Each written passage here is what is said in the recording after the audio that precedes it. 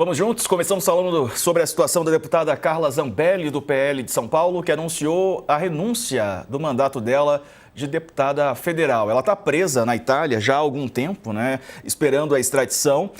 O presidente da casa, Hugo Motta, determinou a convocação do suplente, Adilson Barroso, também do PL de São Paulo. A Zambelli renuncia depois de o Supremo ter cassado o mandato dela. O ministro do Supremo, Alexandre de Moraes, anulou na última quinta-feira a votação da Câmara que rejeitou a cassação da Carla Zambelli e determinou a perda de mandato da parlamentar. A renúncia não resolve, ou não devolve, melhor dizendo, direitos políticos a ela, que segue inelegível por condenações criminais. Vamos falar mais sobre esse assunto? Aqui conosco o advogado especialista em direito eleitoral, Alberto Rolo. Doutor, bem-vindo, uma boa tarde. Bom, a Zambelli renuncia, mas já tinha perdido o mandato por uma decisão do Supremo. Como é que fica esse caso da Zambelli com essas últimas notícias, doutor? Boa tarde.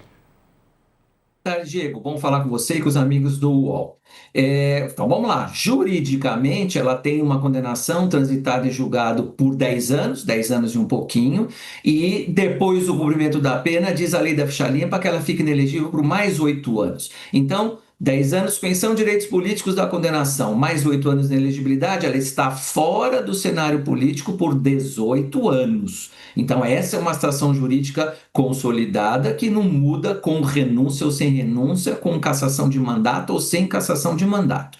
O que aconteceu com a renúncia é que se resolve aquela questão de saber quem agiu certo, quem agiu errado, na perda do mandato. Se o STF podia decidir automaticamente e a Câmara só tinha que homologar, ou se a Câmara teria a última decisão, que o artigo 55 da Constituição dá esse direito. Então, essa situação jurídica está resolvida. E não muda nada, você falou no início do programa hoje, não muda nada a situação jurídica dela ser candidata. Durante 18 anos ela não pode se candidatar.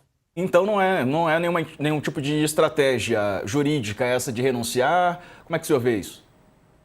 Eu ouvi notícias lá de Brasília agora há pouco que o próprio PL disse que houve pressões para que ela renunciasse, porque essa semana talvez tenha decisão sobre o deputado Ramagem, que continua deputado, e sobre o deputado Eduardo Bolsonaro, que continua deputado, com a diferença de que eles não estão presos, ela está presa, com um processo de extradição para a Itália. Então ela está um pouquinho, 1 ou 2 passos na frente desses outros 2 deputados. Então, para que não houvesse pressão política e a opinião pública contra esses 2 deputados, eu ouvi a notícia de que ela foi convencida, então, a renunciar. Mas só por isso, porque, de alguma maneira, resolve esse conflito entre a Câmara e o deputado Hugo Motta e o ministro Alexandre de Moraes do STF. Eu também ouvi a notícia de que o deputado Hugo Motta, presidente da Câmara, estaria reunido com a equipe jurídica para saber o que ele ia fazer, se ia cumprir, se não ia cumprir. Pronto, isso ficou resolvido. Então, nesse ponto, a Carla Zambelli ajudou.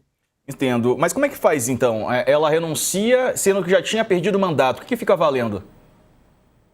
Não faz diferença nenhuma, Diego. Essa decisão, se a perda do mandato era automática ou não pelo STF ou pela Câmara, que decidiu inclusive pela não perda do mandato, isso fica superado com a renúncia, prevalece a renúncia. Juridicamente, renúncia é ato unilateral de vontade dela, e ela não tem que dar satisfação nem pedir autorização para ninguém. Se ela disse que não quer mais exercer o mandato e renunciou, acabou. Essa situação jurídica está definida. Voltando aos 10 anos da suspensão de direitos políticos e os 8 anos da inelegibilidade. Isso também está definido. Tá certo. E o senhor acredita que isso pode mudar de alguma maneira o julgamento do deputado Alexandre Ramagem? Juridicamente não, nada, porque o Alexandre Ramagem também foi condenado, decisão criminal, sentença criminal transitada em julgado. Então, juridicamente é exatamente a mesma situação. A diferença é que ele não está preso, está foragido, está nos Estados Unidos, mas não está preso. Então vamos ver, eu acho que nesses dias, desde a decisão do ministro Alexandre de Moraes cancelando, anulando a decisão da Câmara, muita conversa houve e muitas consultas jurídicas aconteceram. Vamos ver como o deputado Hugo Motta encaminha essas 2 situações, ou já não encaminha mais, porque me parece que essa é a última semana de sessões lá na Câmara. De repente ele deixa para o ano que vem. Tá certo. Alberto Rolo é advogado especialista em direito eleitoral. Doutor, obrigado por nos atender. Um abraço para o senhor. Uma ótima tarde, viu? Obrigado, Diego. Boa tarde. Só preciso notar que você tem bom gosto na escolha da roupa também, viu? Obrigado, querido. Valeu. Estamos aqui combinando. Um abraço para você. A gente segue falando sobre a situação da Carla Zambelli, porque o líder do PL na Câmara, o deputado Sóstenes Cavalcante, se manifestou pelas redes sociais. Ele fez uma postagem em que afirma o seguinte. A gente tem um texto aí, não sei se a gente tem, mas eu tô com ele aqui na minha mão. Ele diz o seguinte: a renúncia não foi improvisada nem emocional. Foi uma decisão estratégica diante de uma decisão vergonhosa do Supremo que ignorou o devido processo legal e avançou sobre garantias constitucionais básicas.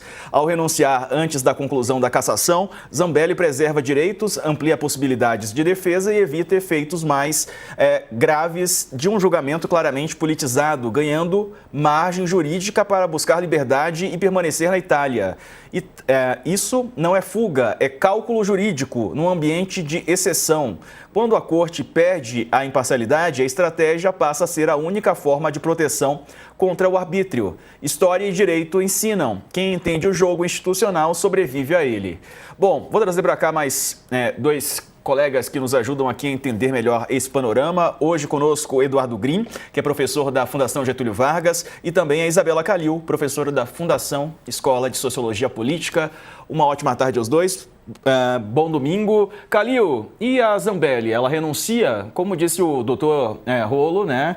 Não muda nada, né? Mas o Sóstenes está apostando que isso pode mudar algo na extradição dela lá na Itália. Uma boa tarde para você.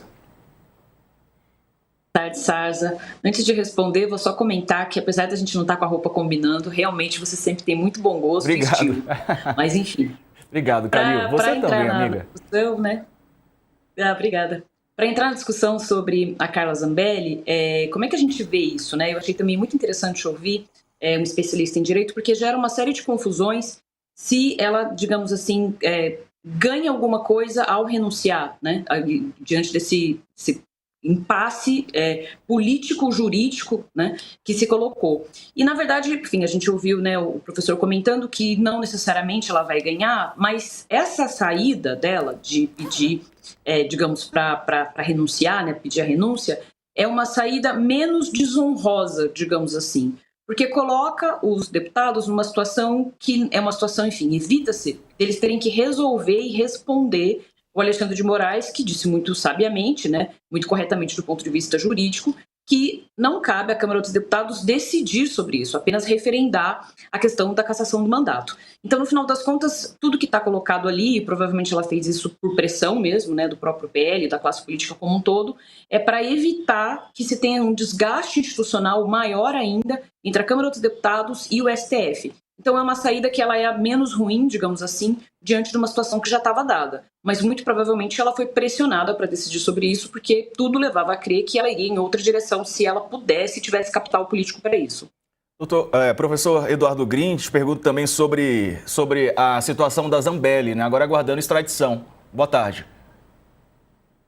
Boa tarde, Diego. Boa tarde, Isabela. Um prazer estar com vocês novamente.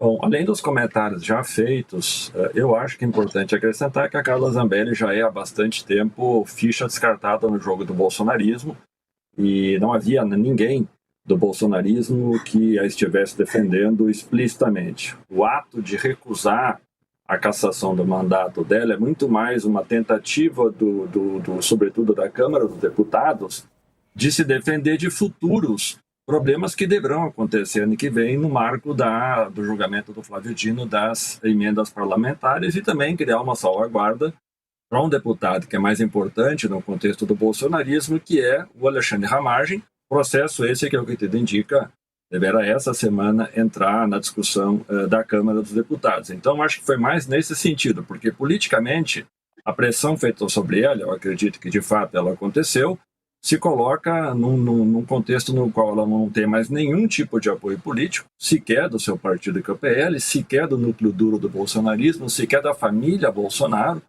e restava pouca alternativa para ela nesse sentido.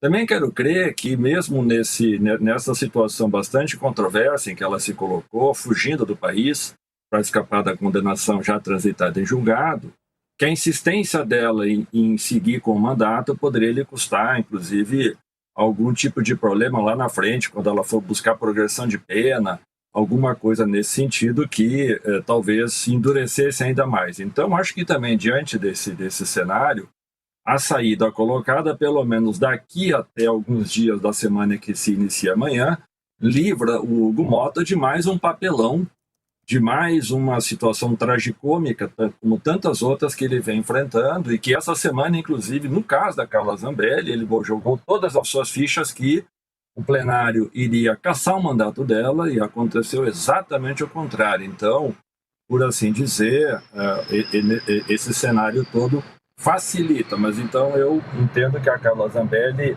não é parâmetro para aquilo que a gente vai enfrentar esta semana em relação ao Alexandre Ramagem, e ela já era ficha fora do jogo do bolsonarismo. A renúncia, meu juízo, só confirma isso, eu diria, em definitivo, né?